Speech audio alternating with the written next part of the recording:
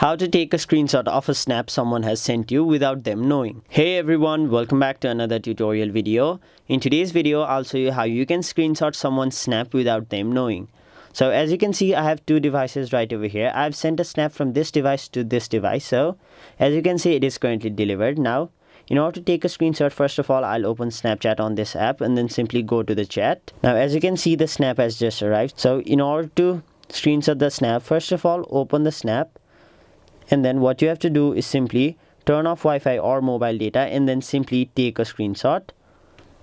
Now once you've done that, simply go back and then go to the settings. Now scroll down until you see the option apps. After that, go to Snapchat, and now first of all force stop the app.